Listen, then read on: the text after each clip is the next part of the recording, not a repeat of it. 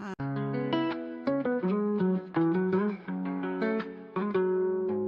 Literally strategically puts our puzzle pieces in place so we can see the bigger picture of things. In that same path of my higher self, which So when you're reinventing yourself, sometimes it feels really scattered. Of knows if I would not overcame being a teenage mom.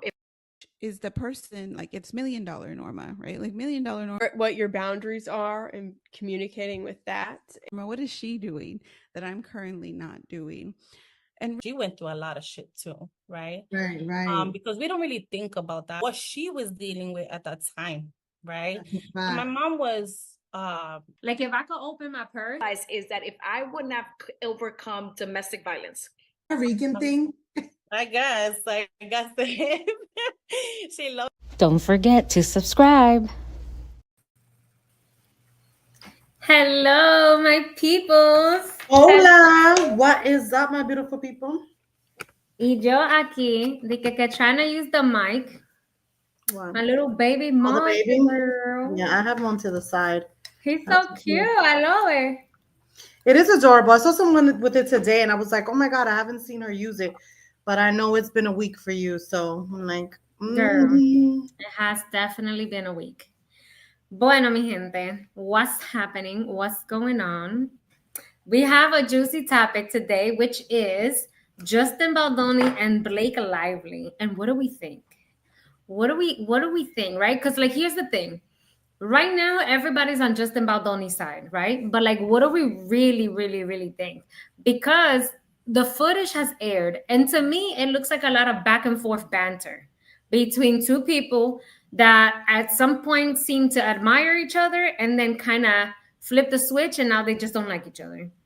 That's what I see. But then you add in a little bit of the mixture and it's like, but is Baldoni being passive aggressive? Like, is that what's happening? Because there's also that. Sometimes you get into certain situations and it could look like one person is bad, but behind the scenes, the other person had bad intentions. Or is Ryan Reynolds to blame for this entire thing? It's a lot. That's a lot to unpack. It is. I don't even know. Honestly, I literally had to, one of the things that I love about this podcast is that very rarely do we have to come on here and be prepared, right? Or be working on like the material, what to say, what not. But today I was like, I don't even know too much about the topic. You know what I mean? Like, because I feel like there's so much information out there, but not enough. Like, I haven't seen enough videos, enough real like detail. It's just like, oh, it was an harassment. I felt retaliated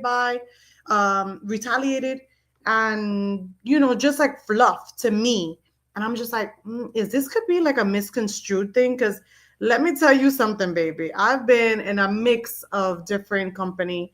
I've worked for a health insurance company. I won't name any, but I've worked in the limelight, where I was shaking hands, schmoozing, out with kissing babies. Kissing babies, got pictures on the red carpet, the Bronx red carpet, like the Hall of Fame. And I'm just like, there was a lot of things that were inappropriate and not cool, or that I shouldn't have worked with that person, or was kind of sus, how the kids say these days. But maybe shame on me because I said nothing. Or did I really have to blow it up? Like, if it's just that, I say all that to say, if it's just that, and it's right, whatever small amount of thing I am seeing, because maybe I'm missing a part. I don't know. I think this is blown out of proportion. I think so too. But I personally believe, out of all the scenarios that I opened up with, I firmly believe that this has to do with a jealous partner, perhaps watching too closely and creating something out of nothing. I think so. I think that that movie was heavy.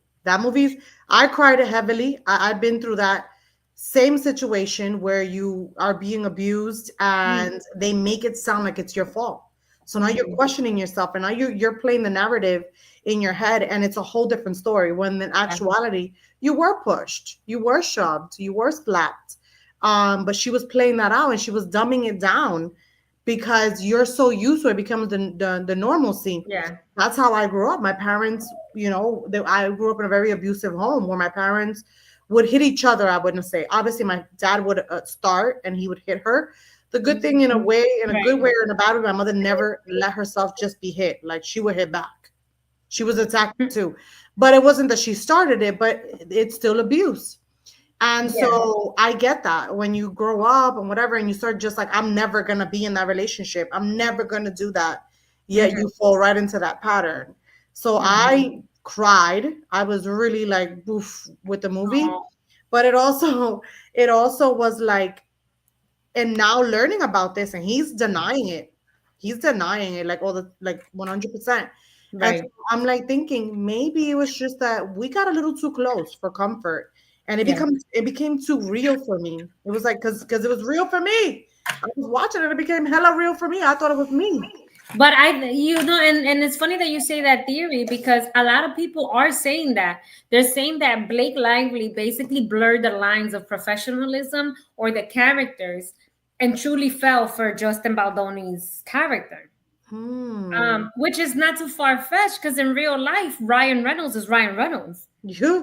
And I don't know if you quite understand what I mean by that, but look at his attitude. Yeah. He's a jokester. He's like, the bad boy that seems nice, but deep down inside, he ain't that nice. His jokes are always off color and things like that.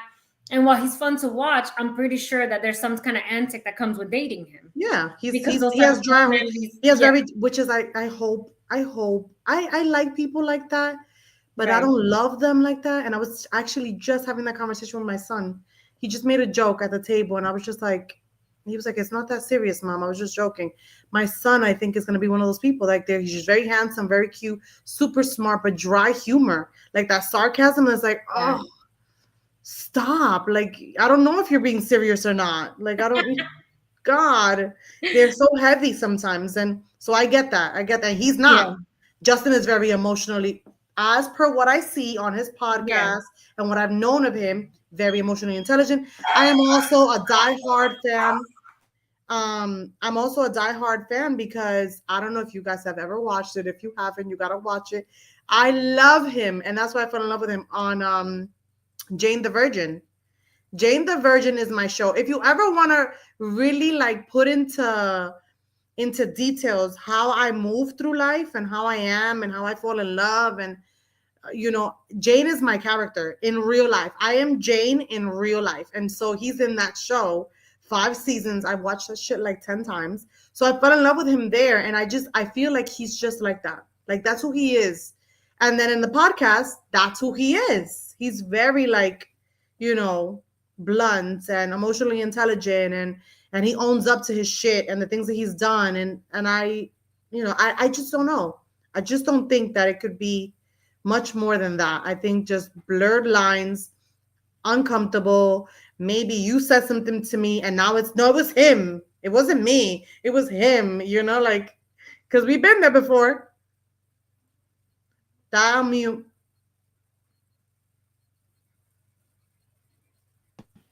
So there's a scene that Justin Baldoni's team pretty much did a behind the scenes like video, one of the first videos that came out. And it's the scene where they're supposed to be like dancing. They're like in this little like mom and pop bar or something like that. And they're going back and forth. And in the banter, he is supposed to kind of like reach into her neck and kind of like whatever. And she starts like making jokes about his nose and things like that or whatever. And then she talks about like, oh, I have what is it, like tanning lotion or something? And he says back, it smells good. And so to me, in that scene, it doesn't look like it's offensive to one or the other, but we're not there, right? So we don't know. Right. It looks like just two people giving each other banter.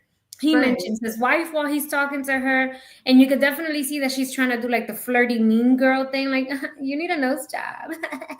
Like that, like just that kind of like silly, popular girl thing going on. See that. Okay. Yes. And so it's like, I'm like, you see, and it's like, if you look at the details of all of it, it almost looks like that. Like she is unable to break character or she's blurring the lines between what should be and shouldn't be. And so because of that, I think it's like I think it's more of a misinterpretation than anything else. Yeah, I really do think so. And I think that happens more often than we care to believe that it does, right? And listen, I'm gonna tell it myself. I know I've been in a situation before where it's like, it wasn't me, and it wasn't that I wanted to be inappropriate or disrespectful, but in that moment you get carried away. You know what I mean? Like in that moment, maybe you're in a bad relationship, or maybe you're not 100% happy, or that week was a horrible week for you and that partner of yours, and you go ahead and like you said something to me that made me like, ooh, you know. And so I let it get too far, and then instead of me saying, hey, it was a situation and we just took it too far, it becomes no, he took it too far, he said this, he said that, because I'm trying to save face. Mute.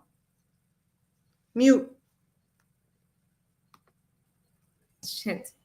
It's almost like to me it looks like that. It looks like a banter back and forth. It does look like a mean girl kind of flirtation thing going on. But then there's another video that got released.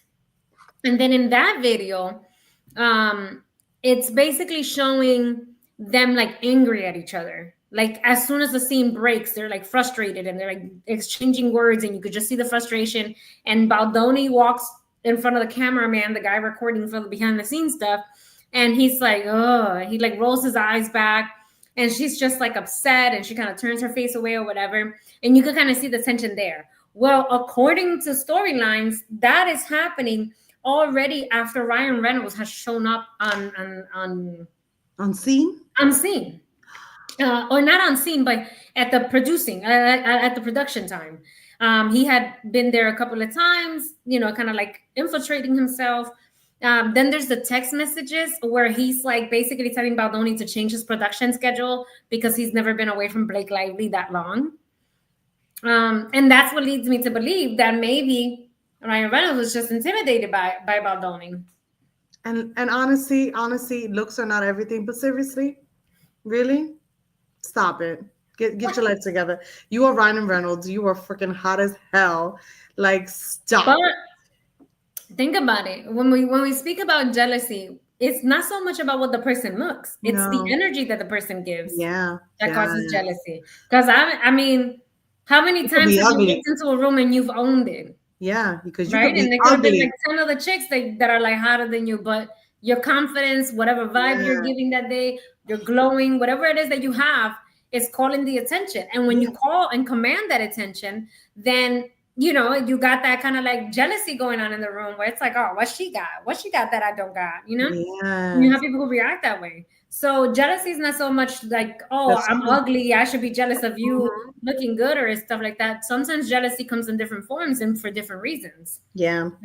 And so I think that that's kind of what I believe more so happened, is the fact that Ryan Reynolds perhaps had an issue with her working with somebody like Baldoni, somebody who's esteemed by his colleagues, somebody who has created a very positive image for men. Yeah.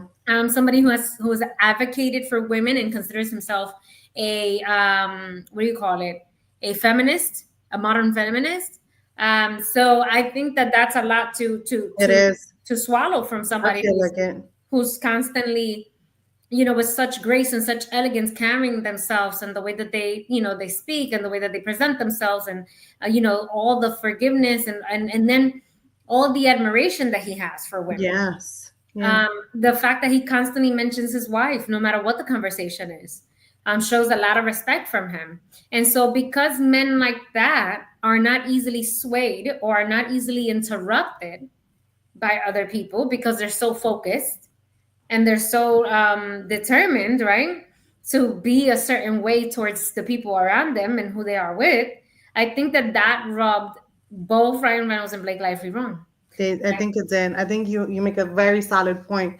And you know what other thing backs that up is when I was reading that he was talking and he was showing like proof that is so not true. This is fabricated. This is not how things went down.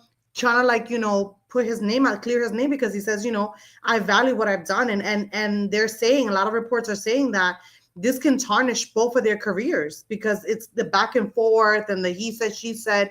This can actually tarnish their professional careers in one way or the other. And so Blake Lively, she tried to get a gag order to stop from him posting and saying things, so that he could not like kind of defend himself or talk anything about the Yeah, but case. the thing is that you They cannot denied it bring though. evidence. They denied the gag order. Yeah, because you cannot enter into evidence certain things and then tell the other side that they can't do it too. Right. And because Ryan Reynolds and her started first with the whole exposing of text messages and exposing conversations and doing whatever, at that point there was the gag order is not valid, because Right. you're showing text messages of both sides speaking, and of Ryan Reynolds speaking and all this other stuff. And so at that point, you can't gag the other person. It doesn't work like that. You can only gag them if from the beginning you had an intention to keep things quiet. Right. I think that this is an offensive joke gone too far.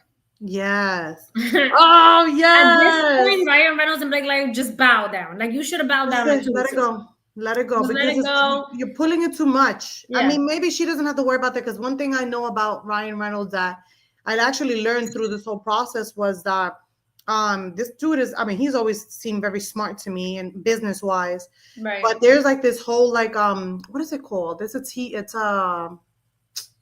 a cell phone commercial that he does or something like that. I forgot, it's Lime something or something like that.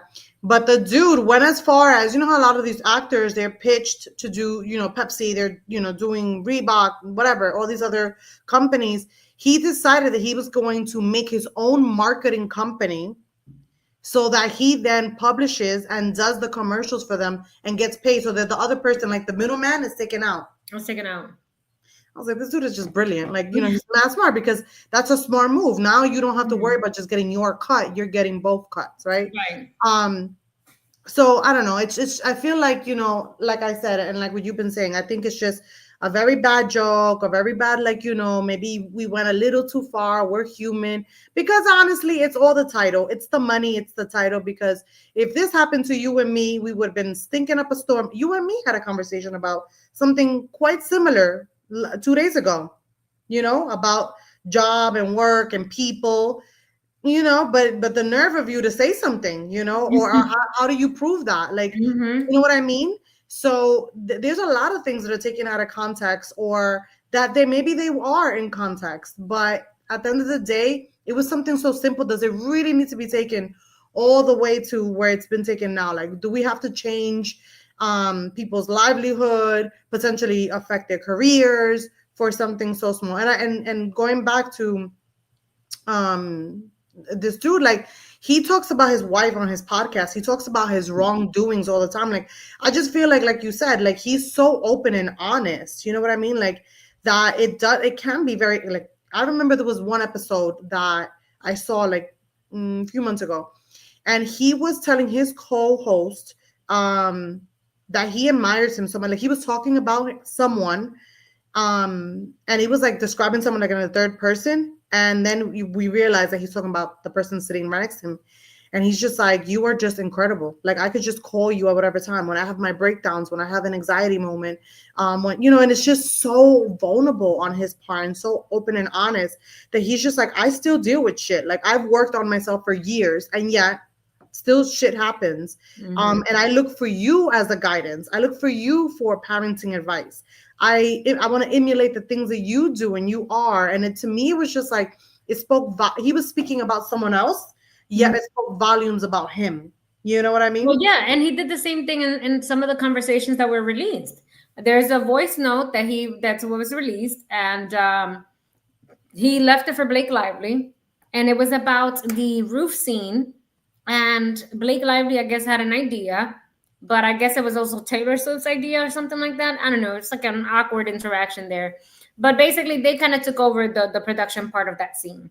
And then I guess he sat on the ideas that she gave him or something. And then he sent a message, a voice note back. And it was like very late at night, like 1 something in the morning. And he's like, oh, I just want to let you know that, I admire your your creativity and I'm here for it. And blah, blah. He's just like all these allegations and all this admiration that he has for her because of, who she is and what she carries. There's another text message that he's talking to Ryan when Ryan Reynolds is asking him about, hey, can you push your production 2 weeks forward, 2 weeks earlier? And in that same interaction, he's basically also telling Ryan Reynolds, hey, I just want to be your friend. And so you have to think about it because like Baldoni is an up and coming, right?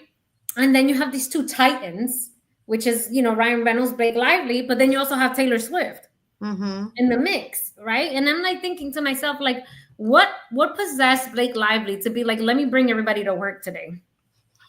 Like, ¿para qué? Like, what was your intention with that? Right, so right. then you have to look at things like that too, right? Because it's like, did you want to bully yourself to write this movie and to produce and to showcase your talent because you felt you were with somebody who you thought was lesser than you?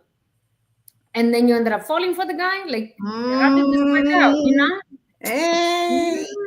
I don't know. Yeah, that's a little sneaky link situation going on there. I think that's what it is. I think that they're trying to pull the wool over the sheep's eyes, like, and like you said, it's rank. Like they're pulling rank on him, pulling superiority over him. Yep. They're pulling, just like, listen, we can kind of like get away with this because of who we are and our names, and that's not cool. I don't like that at all. Right. Because I really do like them, and I've been a fan of their work. And the way that they move through life and how she always is boasting about her man and Ryan is always home and Ryan makes sure that, because there is some type of like, I get that, maybe he wants to, keep his wife at home or be with her because I remember there was an award ceremony and she said in her acceptance that she doesn't know any other artist that does that, any other, actor. He tries to make sure that he is done and wrapped up so he's home every day to be with his kids and to love on them and to be a good husband. And she doesn't know Ryan Reynolds like that. She knows him just to be a dad or a husband, and so I love that for them. God bless them. I love that. But that doesn't mean that you also get to like, strong arm anyone into like your ways, and that there's no exceptions that can be made. Like, now this is the way we do things, so you can't do it on my time. Right. That's not how that works. This is work. Dude. I think that if that is the case and you feel so strongly about the time that you're spending with your family and your availability and proximity to them, then one or the other has to give when the other one is doing a project, because this other actor and Eva Mendes do it as well. Oh, I love him. Ryan Gosling. Ryan Gosling. Right? They do it, right? So she has decided to take the cut. Yep. And he continues to work, and every time he gets on stage, he says it, I'm only here because my wife is at home with our daughters. Right. So I think that there's better ways to go about that than to strong arm a producer who's about to give, who's about to produce a movie, and your wife is an employee of your producer, a set producer, and you're trying to strong arm him into changing his production because why? Yeah, that's whack. So, and let me tell you, I hope it wins awards because the movie is freaking good. It's a really good movie. I haven't seen it. I started watching it and I was like, it's kind of lame. So I didn't watch it all the way through. She says kind of lame. That's not your type of movie. That's what it is. It's not. But it was really. It was very crazy. It was very gaslight. Oh my God, I'm telling you. Like, I need you to watch it now just for the premise of like, pretend I'm Blake. Oh my God.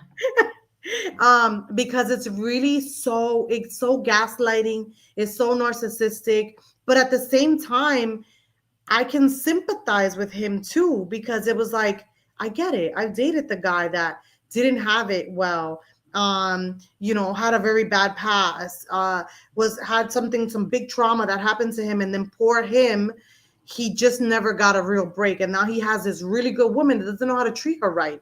Not in the best way. And then he has moments where he's incredible to her.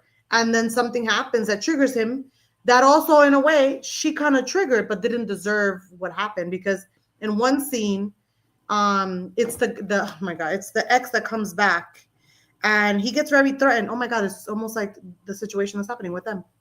And he gets very threatened. He feels threatened by the guy, and he gets mad at her for having the number after she said that she wouldn't take his telephone number. He grabs her phone to charge it. The phone falls and the number comes out from under the case. She was hiding it. So that already was wrong on her part because she lied. You know, she said she wouldn't get the number. But at the same time, he didn't have to hit her.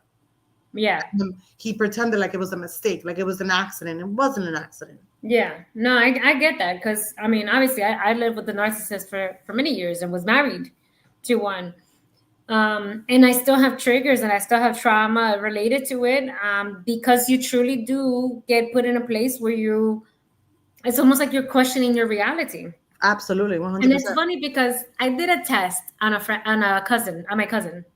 And the test was because she was like, oh, I just don't understand. Like, why would you have stayed? How can you stay with somebody who's manipulating you like that? And you're so smart. How did you not know?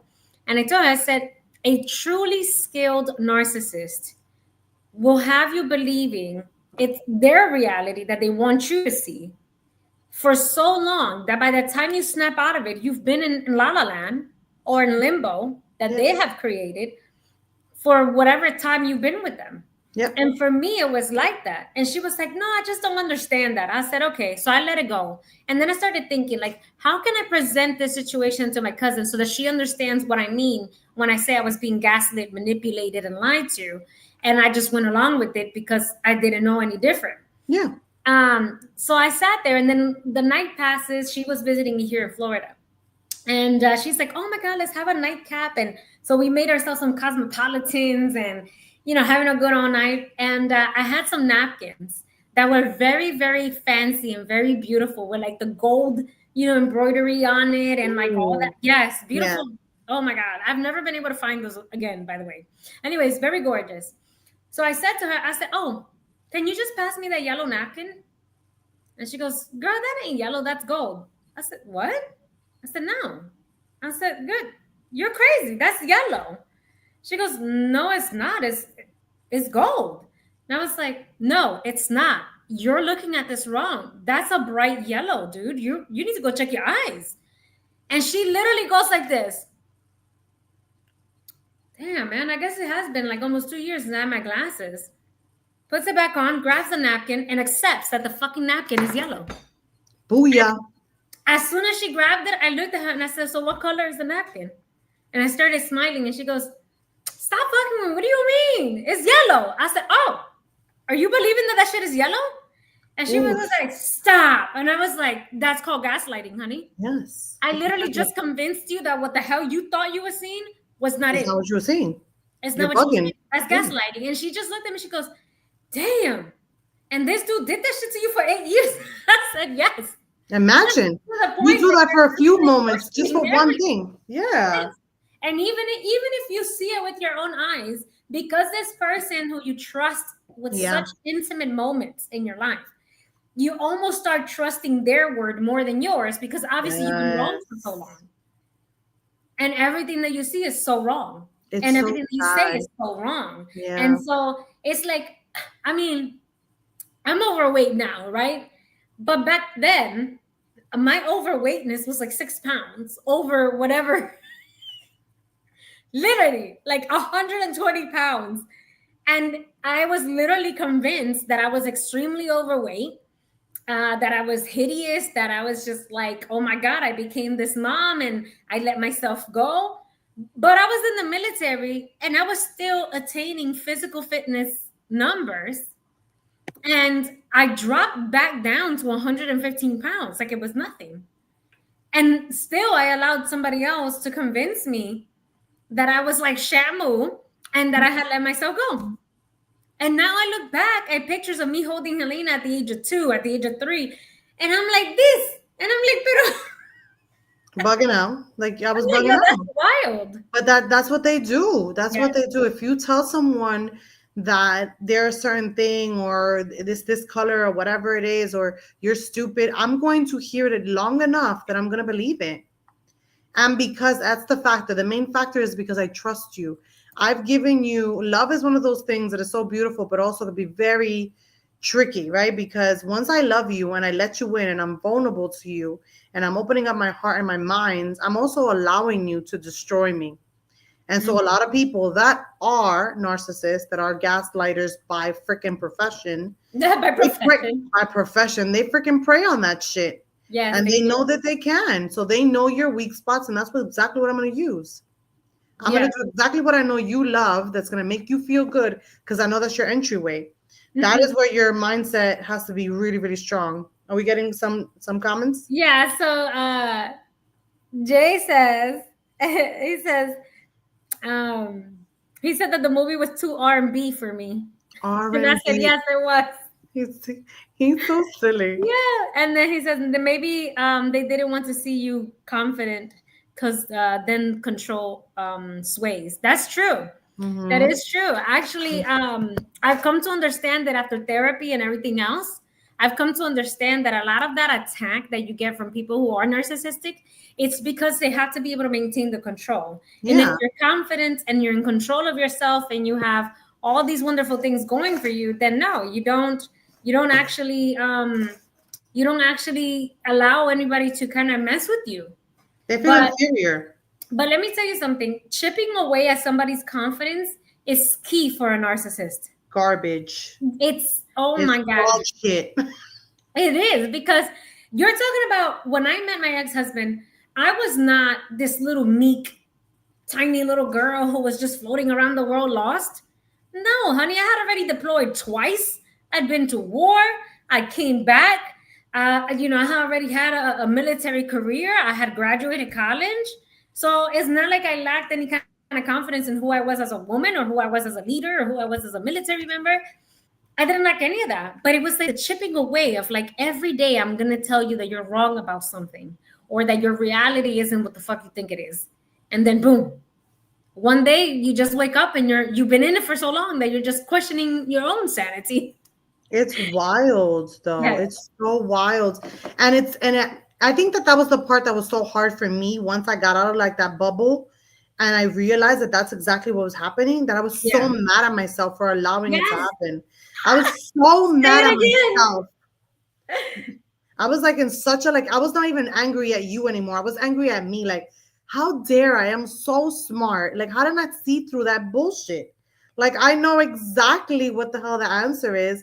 I know exactly who I am and what I stand for and what the value that I bring, to myself and to others. And then I allowed this mother flower to like jack me up and make me feel less than. Like, you saw that I almost dropped the F-bomb. Because it's just like, what the living Jesus. Yeah. And I do believe it. I remember there was a situation with this specific person. Oh my God. And he told me that he left his phone at home. And his phone was left at home, and I was blowing it up. And I was nervous. But then I stopped blowing up the phone, because then I was like, damn, maybe he's working, and I'm going to get him in trouble. Right. Like, let me stop. But I started to get nervous because your patterns, I work off of patterns. If I see that you call me every day at a certain time, best believe that I'm going to expect that same phone call. Now that, it is what it is. Some days things happen, but you can't like love bomb me and give me flowers and this and all this communication and then stop. Because that's a red flag, major red flag for me. So he wasn't inconsistent to that point, and he just didn't call that day. And it was really like, and I was like, but I'm calling and nothing. So I stopped calling. But for whatever reason, technology, have you ever called somebody and they tell you, I never got a call from you? Yeah. That's happened, right? So for whatever reason, one reason or the other, his phone didn't register all the calls. It only registered like 2 out of like the 10 that I made. And so he goes, so after he calls me and I'm freaking scared as hell, he goes, oh, well, I guess I'm that important to you because you didn't even call me. You only called me twice. And I'm like, I called you like 10 times. Like, I wanted to make sure you were good. I didn't want to bother you, but I wanted to make sure you were good. It was unlike you. So, and he just blew up at me. It turned from me making sure his safety was good and he was fine to like, that's why you don't even care about me. You ain't shit, blah, blah, blah. I was like, what? How the hell did this turn on me? Like, you're the one that was MIA. Like, oh, you don't know what happened. And I had to, my phone got left. And you didn't even check it, you didn't even check on me to make sure or bring it to me. I was like, but I didn't even know. How do I know where you were at? Like, what the? Then I'm like, I'm here. I remember I was in the bathroom. I was like looking at the mirror, like, Girl. did I do it right? Did I do it wrong? What the am I wrong? Am I bugging out in this situation?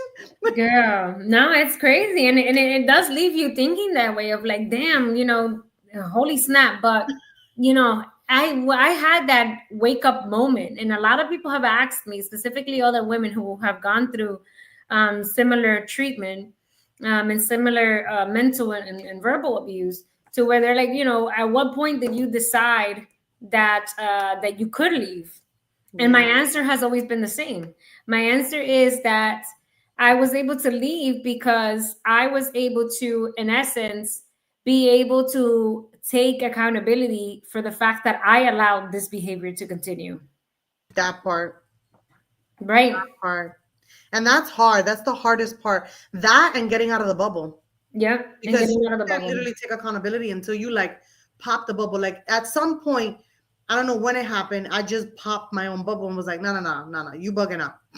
you need Jesus. You need Jesus because nothing's wrong with you, homie. Not me. You know what I mean? And it took a while because I am one of those type of people that I've learned through experiences in life that you don't talk to your homegirls. You don't really talk to your mom or your dad or whatever about your partner. I try not to involve my close circle because then, they say entre Maria mujer in Spanish, between husband and wife or boyfriend and girlfriend, then it gets all messy. And then I'm like, oh, he's such an ass, da da da da da. And then the next week I'm like, oh, he's good, my baby. My thing is that I don't believe in that anymore. And the reason why, because I stayed in my bubble for so long because of that mindset. That's the same mindset that we teach our kids to shut the hell up and respect every adult, and then they get sexually abused and they never tell you that it happened. That's true. It's the same mindset. Yeah. Because if I would have had somebody to speak to, or I would have felt the freedom to speak to somebody, then somebody could have said, damn, Jamie, you crazy? Like, snap out of this. Yeah. And maybe not. I would have been like, damn, yeah, this can't be real, because I have another person, a third person, that's also seeing it differently from what I'm experiencing or what I think I'm experiencing versus what this person is making me believe. Yeah. Right. On top of that, I've seen women who do also obey by that rule in our culture, and they get their asses beat every Sunday and they never say it. Wow. And then when they finally free themselves, they was like, oh, I thought this shit was normal. I've been married to him since I was 19 and I didn't know any different. Yeah. No, I think that there's an extreme side. You have to say something. But I think that what I meant was like, you can't just every single willy-nilly thing. You know what I'm saying? Because you're going to have disagreements. You're going to have disagreements. You're going to have heavy jokes. Right. You're going to have conversations that are going to have to stay intimate and private between you guys. But certain things, when things are getting like, you know what, this just doesn't feel right. Like, and you start feeling like, I think a great indicator, and this is my personal advice to anyone dealing with narcissism or being gaslit. If you ever have to question your own thoughts and your own boundaries and standards, if they don't connect, that's when you have a conversation with someone else. Yeah. I think that that's your indication to be like, okay, I really still think that I'm right, and I feel like this is not meeting my boundaries, my standards. Let me tag somebody else in. You know what I mean? Without making it into, and someone that's going to be unbiased, someone that is also emotionally intelligent, because you don't want your homegirl to be like, nah, that nigga, you don't want that either. You don't want that homegirl. You want someone that's really going to be like unbiased. No, here's what I think. Right. Here's what I think you should do. Here's what I know about you and what I think that this is going to work for you or not. And then obviously you take the advice based on what you want, but at least you tag somebody else in, and then you have another 2 cents to really help you kind of really work that through in your brain. Yeah. And and I think that it's also delivery. It's all about how you speak about your partner. Now I'm very much of an advocate to speak on whether I'm wrong or right or whatever it is. I'm very much an advocate to speak outside of your relationship, but I think that you do have to take care that you don't invite people into your relationship in a heavy way. For one, that it's not intrusive in your relationship. But I think it's all a delivery. If I'm going to tell you something, hey, I just went through something with so-and-so, It's up to me to do a good job at delivering what I want to say and expressing myself in a certain way to where I'm not making you an enemy of my relationship. Yes. So I feel like there is kind of like a thin line there that you can dance around in, but I'm not a fan of that whole silence thing, because you can't silence completely. I mean, don't more in like the that. sense And of in like, our culture, that happens a lot. Absolutely. A And lot. because you don't think someone's gonna believe you, like, oh, it doesn't sound right. Oh, but he's so nice. The person No, that in our culture, what do you get? Ay, Yeah. mija, pero así son los hombres. Oh yeah. Oh, Ay, mija, pero así son los hombres. Ay, no deja que ese hombre te pegue los cuernos de vez en cuando. y tú no lo sabes, no te tú no hasta lo la sabes, loca. sí, ya te Does he digo, pay the bills? Lo que Does he los pay- ojos ven, el corazón no lo siente. Mama, see, yeah, right. Get the out of. I never. But believed that's our culture. Mire, So I'm coño. not a fan of any of that shit. I'm No. like, no, because this is why then you think about, as a child, you watch your aunts and your uncles together and you think like, damn, when I get married, my life is going to be like that too, because they've been together for 40 years. But then you get older and you start finding out about the 40 years and how 20 of those, whoever got cheated on for whatever time, que si la tía tita le pegaron los cuernos con 10 vecinas y tienen como 4 carajitos que uno no conocía. Aparte. Pero en la cultura de nosotros es así. It's like, and not only, and I think Caribbean, I think in a lot of cultures, because I just had a conversation with one of our friends, you and I, mutual friend, and we were having a conversation, just shooting the shit right before closing out the situation on Tuesday. And she goes that her uncle, usually it's the other way around. Her uncle's like, I think I'm going to end it after 30 years. I don't even understand why I even got with her. And so they're like, her family has seen the situation play out, but he was very oblivious and he was just not like really like paying attention like that. And now after, I'm like, just like, yo creo que yo me da un teque. Like I spent 5 years and I'm just like, wow, that was wasted. And it's not wasted because, there's an extraction of my son, and I learned, and I had great times with him. So I'm never going to bash him or talk negatively about him ever. He's a good person, and it just didn't work out for us. We were not meant to be together. So there's no reason for me to disrespect him or talk bad about him. But in that point, I remember telling him, I can't be our parents. I'm not going to be my mom and my dad that spent 18 years just to say I had 18 years with a person because of my kids. No, I, even though she got 2 kids out of it and learned a lot and created a lot of skills and maybe had some value from the relationship, to me, it's almost a waste also. I could have been spending 18 years of glorious happiness and wild off the chandelier excitement. Yeah. Honestly, to be honest with you, I hate when people I could be writing my own smutty novel right now. I always sound like screw up, because I hate when people say like, oh, you got your daughter out of it. I could have had a kid with somebody else. Why do y'all say shit like that? Now I'm tied to this mother flower for 18 years. Oh, no, more, because no matter what. Nah, honey. It's always gonna happen. After 18 years, me and him don't need to be in the same room. Te equivocate. No. Well, but she's gonna get married at some child turns of legal age, I have nothing to do with that side. Right, no, absolutely that part. Nothing. But I'm saying, I pray her kids are gonna have kids. I just wake up and be like, she's gonna have kids, God willing. She's gonna get married. You're still gonna have to see his ugly ass face. You know what I mean? No, see him and have to respond to him is 2 different things. Oh yeah, for sure. Legally, now I have to respond to him and I have to talk to him and I have to have a relationship with him and all this other shit. But after the age of 18, I could look at you and act like you don't exist, like you're just a pile of shit on the corner, and I'll be happy. Santo Padre. Yes. That's what I look forward to. Absolutely. So I really do dislike when people are like, oh no, it wasn't a waste. No, honey, it was. It was 8 years taken from my life that was wasted completely. No matter what you're saying, I could have learned a lesson about narcissists from somebody else. Okay? I could have had a kid with somebody else. This means nothing to me. This is just people trying to excuse you to make you feel better. Behavior, yeah. And it sucks. My only saving grace, and it has helped my mental health, is that regardless of what situations I've been in or people that I dated or even had a conversation with, I remember going on a date I didn't even like see him past that one time. I went on a date with this Colombian guy, and he was the most inappropriate person. And I remember him because of that. He was extremely inappropriate, and he thought that his jokes were funny. And he was telling the waiter, we were in a diner, he was telling the waiter that, where's the bank? And he said, oh, the bank is right there, right in the corner, HSBC. And I'm like, oh, you could take out money there. What do you need money for? And he was just like, oh, I want, to take out money. And then the waiter came back and he's like, oh, let her order because we're trying to finish this up quickly. And I'm like, but you make it seca, because I'm like, what is going on?